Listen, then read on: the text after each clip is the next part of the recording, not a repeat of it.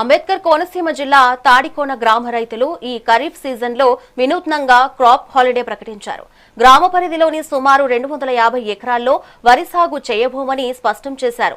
Aqua చెరువుల కలుషిత నీరు, డ్రైనేజీ వ్యర్థాలు పంట కాల్వల్లోకి చేరడంతో భూముల సారం కోల్పోయి దిగుబడులు పడిపోతున్నాయని రైతులు ఆవేదన వ్యక్తం చేశారు. గత 20 ఏళ్లుగా ఈ సమస్య వేధిస్తుందని కలెక్టర్కు వినతి పత్రం అందజేశారు. రైతుల ఆందోళన నేపథ్యంలో ఆర్డీఓ సరళావతి తాడికొనలో పర్యటించి పొలాలను పరిశీలించి రైతులతో చర్చలు జరిపారు.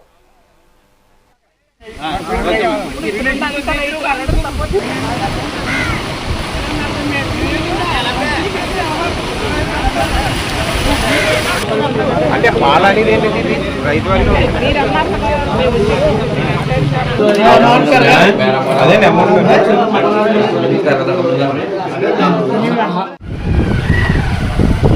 మొత్తం ఇక్కడికి వచ్చారు, A to Z వచ్చారు. ఎందుకు వచ్చారు?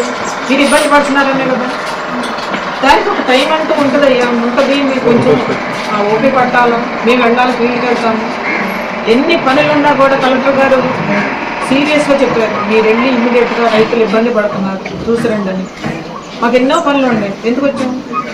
మీరు మా ముందు ఇలా అరుచుకుంటా ఉంటే మీకు పరిష్కారాలు ఎలా అవుతాయి? మీ ప్రాబ్లం అనేది సాల్వ్ చేయడానికి కదా అందరూ వచ్చాం. ఫీల్డ్కి వెళ్దాం, అక్కడ ప్రాబ్లం ఏంటో చూద్దాం, పరిష్కారం ఎలా చేయాలన్నది ఆలోచించుకోవాలి. మరి అదే కదా.